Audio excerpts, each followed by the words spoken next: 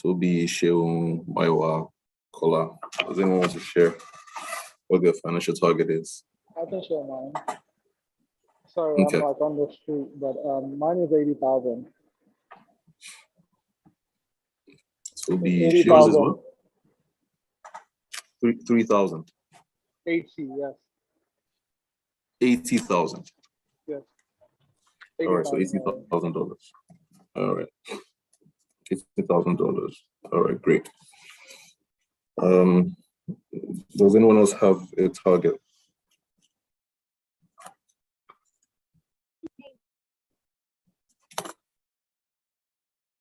Okay, Maiwa. Oh, Miracle is saying something.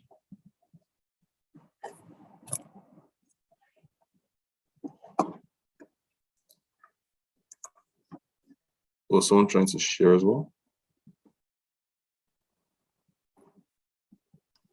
Okay. All right, so $80,000. Toby, why $80,000? How did you get to this number? So I guess I was just so at the beginning of the year I was kind of like strategizing on what I wanted to make for my business, right. and like what at least the income. So it may not be growth, but it's probably like growth, net, but not growth, but whatever. And so I was trying to see like how much I would basically like stepping stones, because the business is kind of like a means to an end to other business ideas that I have. And so right. What is it that I would need for like living expenses, which are like, rent, all of those things. And then what is it that I would need to put back into the business? I probably would not be able to pay myself with any of like with even that money that that I'm talking about. But then just like kind of like that general idea of like what I need for the next step. And so this year is 80,000. Next year will be more, but it would not even. It will only allow me to reinvest back into the current business, not the future one. But yeah, that's basically awesome, fantastic. Thank you, Toby. Thank you for sharing. I'm very, very grateful. So once again, how you get your financial target for the year is a few things. And as I said last class, you have to take a lot of notes because we're actually going to do like math today. Today is the real finance discussion. So just get your pen, get a note. So the first thing you need to do is to get your financial target. And this is for everyone, just in case you missed the last session. You need to list out your goals for the year and how much those goals will cost you. All right. So, I explained last time that, many times we have these really nice goals that we want to achieve in the year, but we haven't put a cost to those goals, right? How much will those goals cost you? Most times, a quality goal may cost you some money. If you want to improve yourself in some areas, it's going to cost you some money. So what are your main goals for the year? I don't advise people having more than 20 goals for the year. You should keep it at 10 if you can. But if you can't, maybe max 15, 20 max, right? And how much do those goals cost you, right? That's the first thing. The second thing is, what are the things that are on your bucket list for the year? What are the things you would love to do, right? These are your wants now. If you want to, go on a vacation, you want to travel to Dubai, Mauritius. I hear Gambia is becoming a tourist destination now. I don't really know what's there. Thailand, okay, Singapore, or our dear Nigeria. If you have the mind.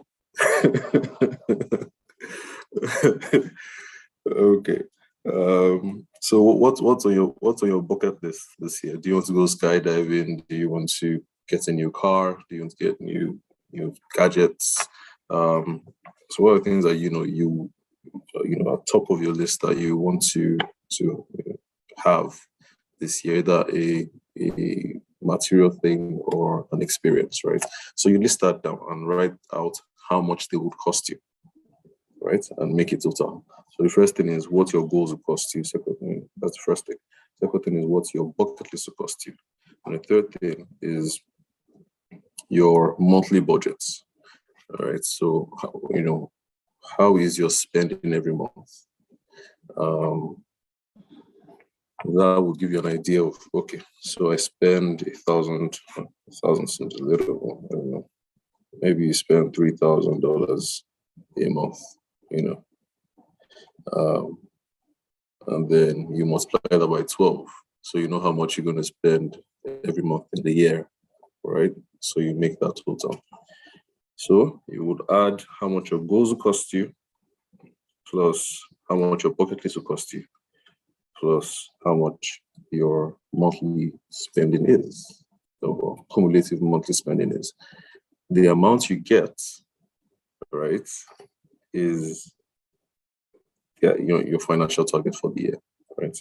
But I'll usually advise people to multiply it by 2. And the reason for that is it is better to aim higher than your budgets, so that you can land on your budgets at least, if that makes sense. So you don't want to be making less than you need. You need to be making a bit more than you actually need. Okay, so that's how you get a target. And if you heard what Toby said, it's Toby, does that align with your targets, or do you need to increase your amount now? I think I might need to increase it just a little bit, but yeah, Okay. All right. Fantastic. All right. Can I share my screen so we can? Yes, I can. You want me? I'll just make you a co-host. 1 second. Okay. All right. Thanks. All right. So today we'll be dealing with making money, managing money, and multiplying money. I'm not really a motivational speaker. So I won't come, motivate you. I think for you to be here, you have enough motivation to be successful. What I will do is to just, help you, know how to plan your finances. So you finesse your finances by planning your finances. And I buttressed on that point yesterday. That's having financial goals without a plan is really wasting your time. You need a plan. You need a solid plan. Right? So that you can start to implement what everyone has been teaching you on finessing your finances. So making money, managing money, and multiplying money. These are the 3 main areas that we need to trash out today.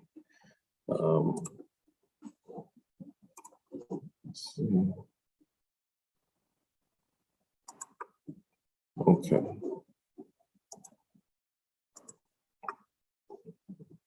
All right. So making money. Under making money, we have 3 parts to handle, and I'll start with income types. So really, you have 3 major ways to make an income, right? One is freelancing or consulting. The second one is running a business, and then the last one is a career. So working for some organization, right? So is either you freelance or consult, or you run a business, or you have a career, which is a job basically, I don't really think you have more.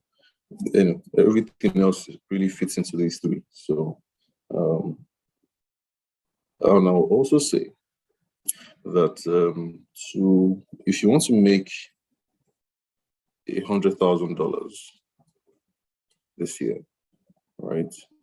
What you need to do is to find a problem that people are willing to pay $100,000 for. And you solve that problem and you get your $100,000. I know it sounds very simple, right? But it's just, that's really just what it is. So if I want to make $100,000, I either find one problem worth $100,000 that I can solve, and I solve it for people, or I find a problem, worth $10,000, and I solve it for 100 people. This is what 100 people said, and that's it, right? So what that means is that you would have to do some research. But we'll get to that when we get to Ikigai. We'll get to that, right? I also just put that in your mind to know how people meet a target, right? So they just calculate, okay, this is my target. I need to find a problem that is worth this amount. Also, I find a problem worth this amount, and I know there's a large market for it who are willing to pay that amount for that problem to be solved. Then I just go for it, right? And you see this happen everywhere, quite frankly. This is how, especially entrepreneurs, this is how they think, right? The reason why you're being paid a salary at your job is because you are solving a problem for you're helping solve a problem for your company, right? And same thing with your business. Okay, many businesses start with, oh, this is what I like, instead of this is what is needed, and then you get into the trap of, okay, well, I've done what I like. Why are you not buying what I like? And the world is like, that's we pay you for what we like, right? Not what you like. So don't worry, we'll get into that deeper as we go on. So just understand the three main ways to make money. Incomes, your income types are business, freelance, consulting, and a job, right? Now, everyone, please get your book and your pen and write out what are your current income streams. Okay, what are your current income streams? Things you have, you do right now to make money currently. If there's nothing, that's fine. You don't have to push it.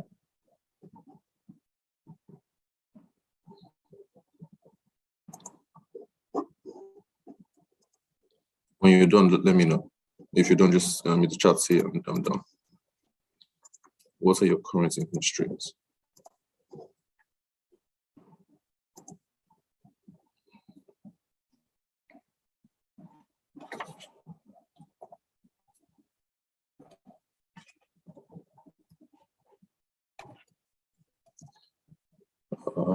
So this sheet you're seeing is a template I created to help with productivity. So this is the one for finance. So let's use Toby's $80,000 today to work this. Okay, so target is $80,000. So what are your current income streams? This is where we are right now. So the way I want you to write it is, you write out the current income stream, write out how much you get monthly and how much you get annually, right? So in a month from this income stream, this is how much I get on average. In a year, just multiply by 12 and write it down, okay? So that at the end, you have your total right here, okay? So let's see. Toby, do you have both a day job and a business, or it's just strictly business? Strictly business. Strictly business. Okay. Yeah. Is there anyone here that's doing both? You I have a wish I business in was.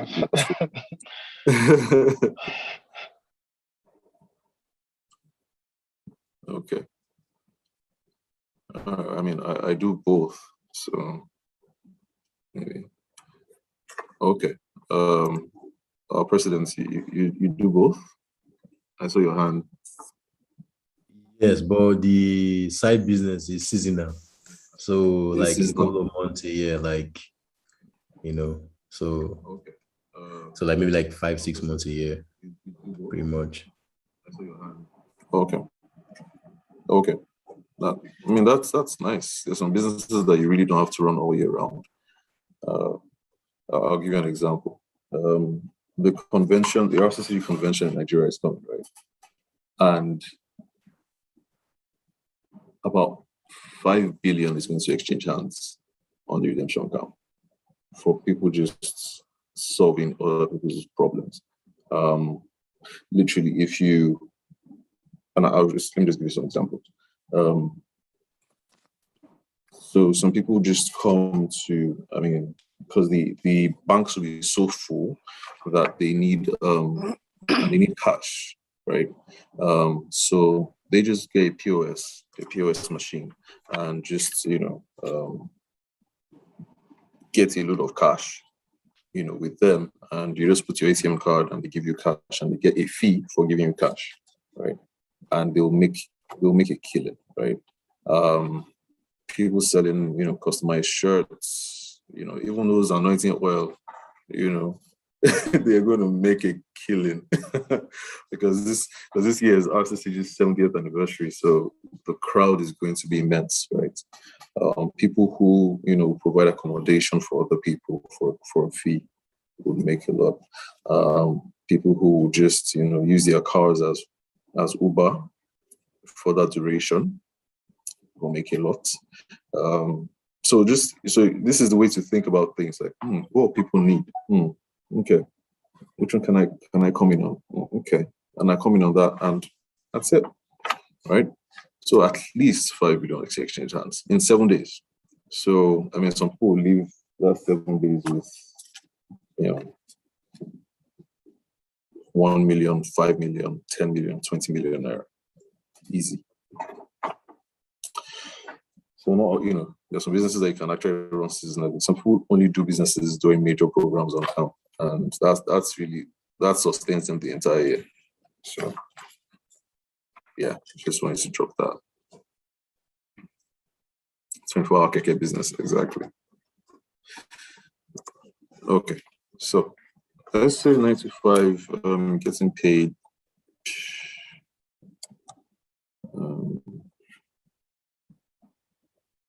The idea is to get it to 80,000. This is an just fine.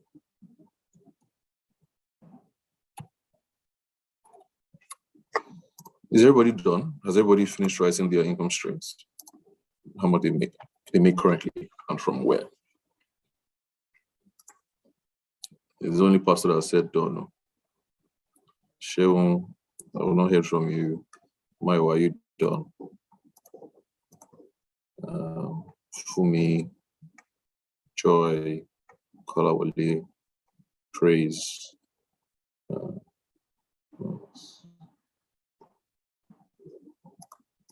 you done? Are you done? Are you done? Write it out, guys.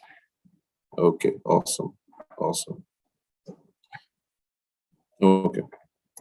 So from your current income streams, how many of you are already making enough money to meet your targets? Just raise your hand. If your current income streams are enough to meet your financial targets, just raise your hand. Mine isn't.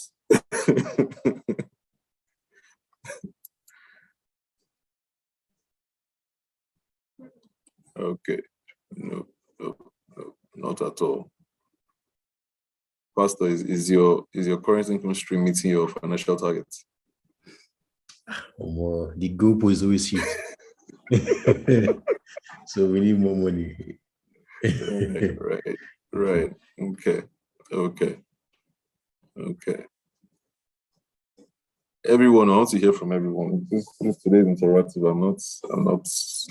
I'm not on the altar. We are all in the congregation together today. Are you making enough to hit your financial targets based on the calculation, the way we calculated it? Caller, are you meeting that? Is he already meeting it? Sheon. Sheon says no as well. Maiwa says no. Okay.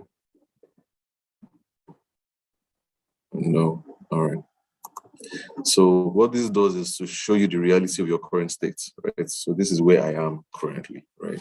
Well, that doesn't mean that's where you have to remain, but at least you know where you are currently now, right? Okay, fantastic. Now let's move to potential income streams, right? And to get these potential incomes, well, before we move there, right? Is there anything you can do to improve your current income streams? Look at them. Is there anything you can do to improve the current ones? Right? If there is, just write it beside it, right? So, for example, my business, I know for one of my businesses, if I increase the publicity this year, maybe stop being shy of sharing what I'm doing. If I increase publicity, I will definitely make more. Or if I pump in more capital, I can make more. Or if I get better staff, I can make more. Or if I actually have what it takes to apply for a better job than the current one I have. So if you can improve on it as it is, just write what you do to improve on it beside each one. Okay.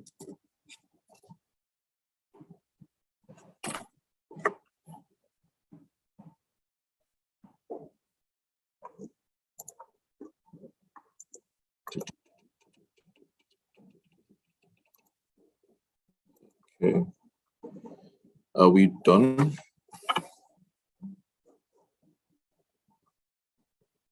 Sorry, I apologize once again. I said in the last session, my anointing is the anointing of a teacher. It's not an evangelist. So, we're doing a lot of assignments. Bear with me. Okay. All right. Okay. So I think we're done with that. Now, so the income streams that we know we need to add, right? Someone thought that we need to have at least 4 income streams, minimum of 4 good income streams, right? And the idea of these income streams is for it to get to a point where at least you have 2 passive income streams and 2 active income streams. So let me explain. An active income stream is something that you have to continually work for it to make money, while a passive income stream is something that can make money without you doing more work, right? So, for example, if I write a book and I release the book, okay, and it's a very good book. I'm about to release a book. I hope it's very good. But people can keep on buying your book, right? Without you, just put it on Amazon, and it's just being purchased. You don't have to do anything else again, except maybe write another one. Okay, so that's a passive income. Okay, it's making money on its own. You just have to do the work initially, and it's making money on its own. That's a passive income. An active income is like your day job or running your business, right? Until you get your business to a point where you now employ people who can run the business without you. That's when it becomes passive. So you should have, at least 2 active, 2 passive incomes. Okay. All right. Now, for the extra income streams, for you to get your extra income streams, there are 4 questions you need to answer. Okay, 4 questions you need to answer. There's a concept of called ikigai. It's a Japanese concept I learned, which I mean is just fantastic, right? And that is the chart you see here. Okay, so everyone has to write down.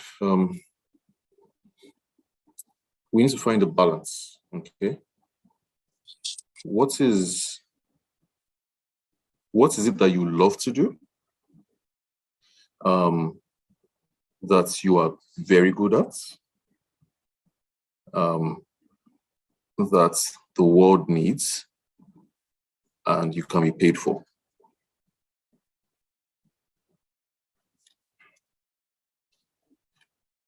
If you find something that ticks all these 4 boxes, you have gold on your hands. Okay. What is it that you love doing, that you're really good at, that the world needs, and you can be paid for, right? If the only issue is you don't know if it can be paid for, that's not the problem. Trust me. If you package your solution with extreme excellence and good marketing tactics, people will pay. As long as it's something that the world needs or people need, they will pay for it. So don't worry about it. If it ticks those 3, the last one can be ticked, no problem. Right? So what is in your life? And I mean, I have a group that I work with young people. I don't like calling it mentor, but let's say coach. And they're like, oh, I don't know how to make money. I don't know what to do to make an extra, income and all that and all. But I'm like, okay. For example, I had a discussion once today. He's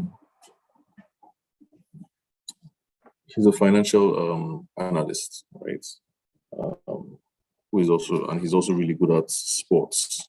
He's always been very good at sports. I'm like, outside your job, do you can actually consult for small businesses to actually write their financial plans for them and they pay you? Easy. Do you also know that you are a really, good swimmer, but you're not, it's not something that you're doing professionally, but you can actually teach people how to swim for a fee? Every time you go to the pool, you just go to swim, right? But you can actually go to the pool and teach people. And you swim, which you enjoy, and you go home with some cash, right? So there are things in your life, it's right there, that you can actually do to make, an extra stream of income, but you maybe trivialize it. I think that's what I've realized about people. Many times you just trivialize it, oh, this can't be a big deal. This can't be a big deal. But it's a big deal, right? There are certain gifts and talents that God has given each and every one of us. If we harness it well, we would actually have another stream of income without issues, right?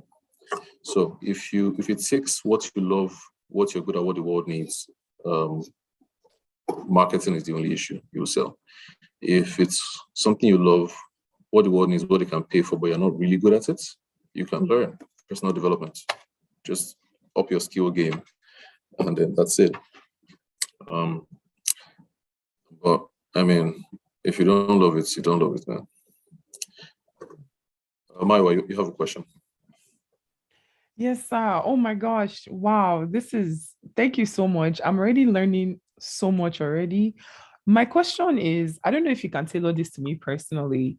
I do have a couple of side things here and there. I have 3 of them. So, here and there, I think the one that I earn the most in is my video editing company, because it comes with a lot of money. So I'm grateful for that. But my thing is, like you said, four streams of income, and mine is seasonal. So one of the things I started thinking about and people complimented me on recently is they were like, you should totally MC I said, wow, wonderful. But the thing is that I'm not funny. Like, I'm not a funny person. And I feel like in my mind, when I think about MC, I think like Nigerian parties, or I think like even like corporate gatherings where it's to like ease the, break the ice. But the thing is that I can do it very well, but like I'm not funny. So like what kind of advice would you give to me to make this a like an actual business? Right, right. Okay. So I mean, I've met you. Even if you say you're not funny, I'm not too sure you are not funny, because I mean, I had just one real discussion with you and I was laughing. So I think you're funnier than you give yourself credit for, and I think the other people supporting me in the chat, right? But here's the thing about being an MC. It's not really about being fun; it's about being interesting, and you're pretty interesting. The idea is to be interesting, not just to be funny. I have a friend. I mean, if you know LG is not a comedian, but he can be interesting and he can be professional, right? So, he has more. So because he's more of a serious type, not really the joking type, but he can be interesting, he's now getting calls.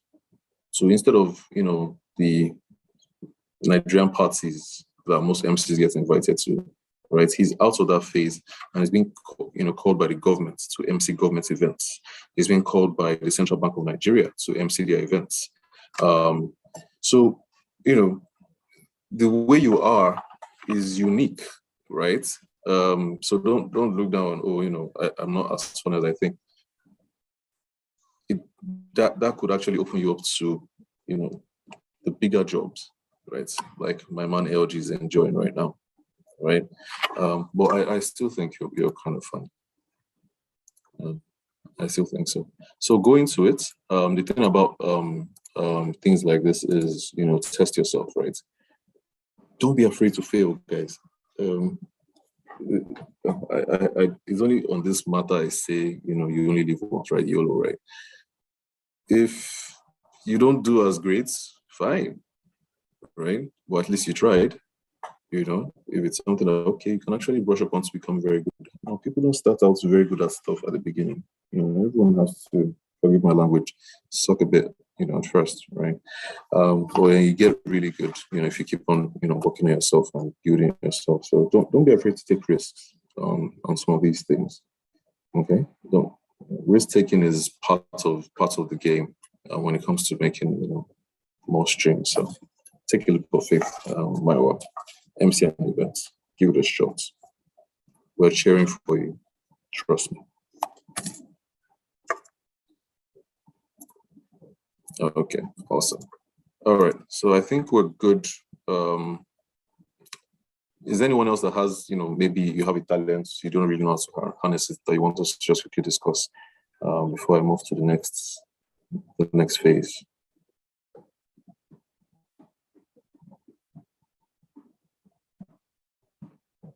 Anyone?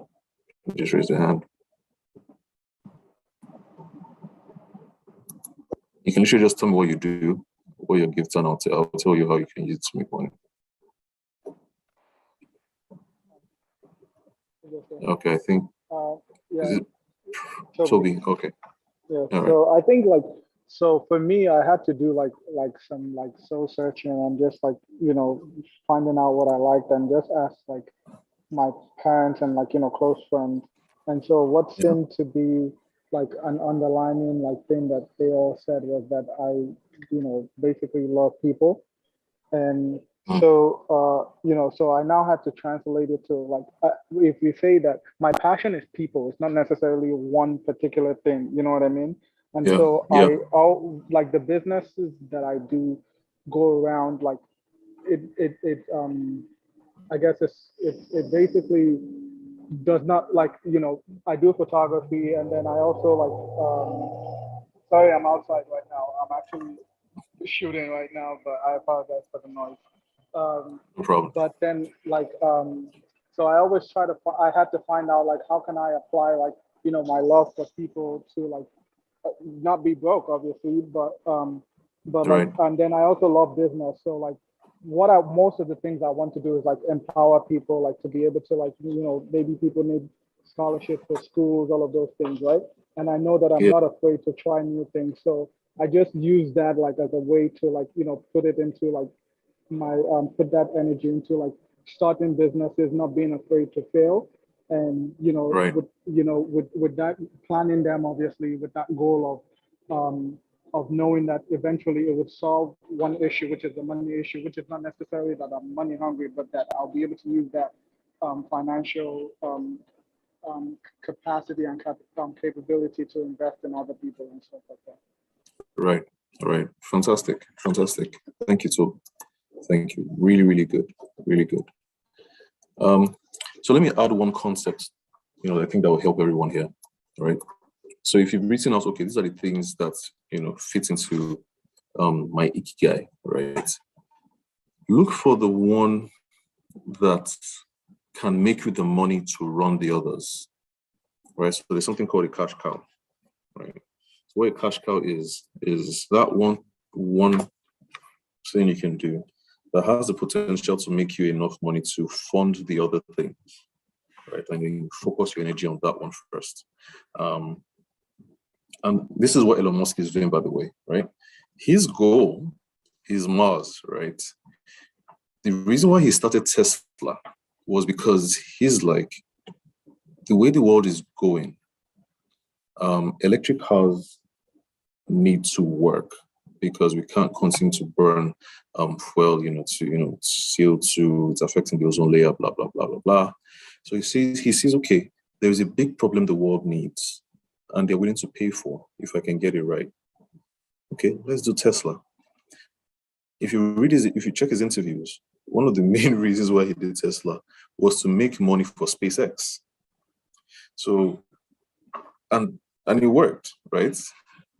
So, that's why when he launched, I think it was Falcon 9, he put a Tesla in the space shuttle.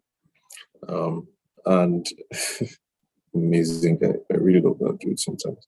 And that was the only marketing he did for Tesla that year, right?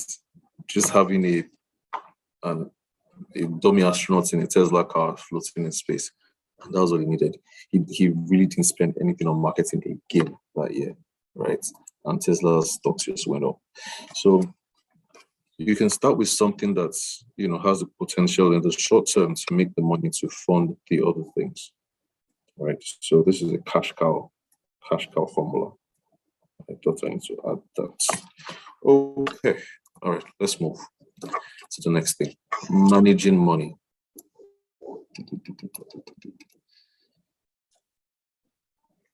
Oh, you advise an over-analyzer, so I give up most times to paralysis by analysis.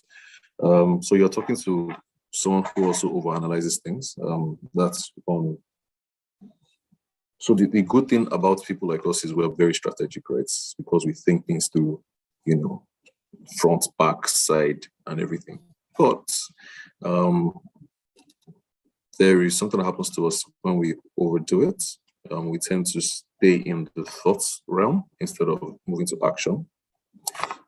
So what I started to do is I have to be honest with myself, right? Now, one of the main reasons why I am over-analyzing things and not taking action is because I'm scared to fail, right? I'm like, you know what? I just have one life. I can't be 80 years old and be thinking back and I'm like, I wish I did that. No way. No, that's not gonna happen. So I'm like, you know what?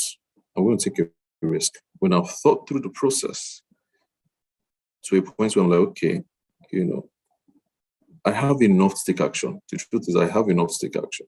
I will take action to test my thought process, right? And then take another action to push it further and further and further and further, right? So once you have thought through, okay, this is the idea, this is, the markets, this is, what I can do to come out, just launch. If you fail, if you succeed, fantastic, right? you just need to keep taking risks, in testing things out, right? So first of all, admit to yourself that, you're afraid of taking risks, and kill that idea, because you don't want to look back 30, 40, 50 years from now and wish you took that risk, right?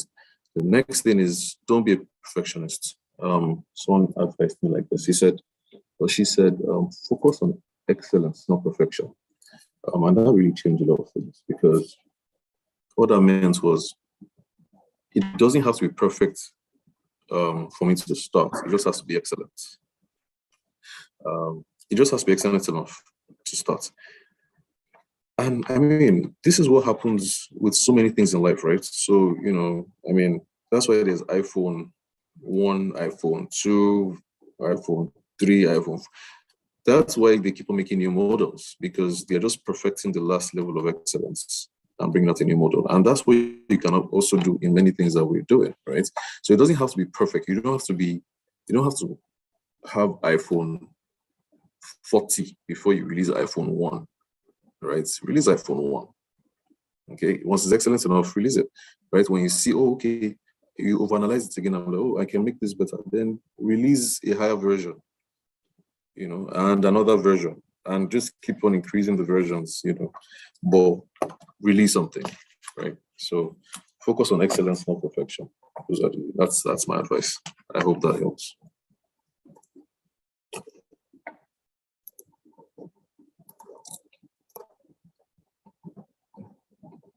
Call, are we good?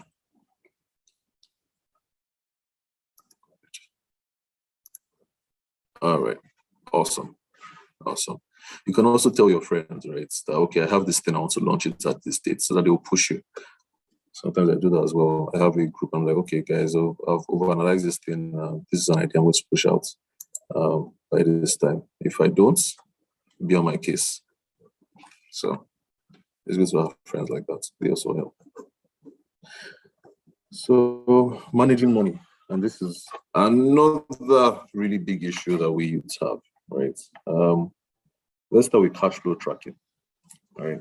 I know you've put this down, but let's make it more detailed. Monthly spend, right? How do you spend money every month? I mean, not how do you wish to spend money every month? Like, how do you spend money every month right now? Right? How much do you spend on this, on that, on this, on that, on this, on that? I want you to write that down. All right. So in a month, on average, this is how much I spend, and be detailed, right? And then have your total. Cash flow. I don't know if you've heard cash is king. But the truth is, cash flow is king, right? And this works for entrepreneurs as well as for your individual life. If you can control cash flow, I know entrepreneurs. I don't know if you know Kola Yeni, that have never applied for funding for their businesses. All they did was to control the cash flow. And, they've made it was an incredible success, right? If you can control the flow of cash that you have, you can build wealth. You can. And I'll say some things,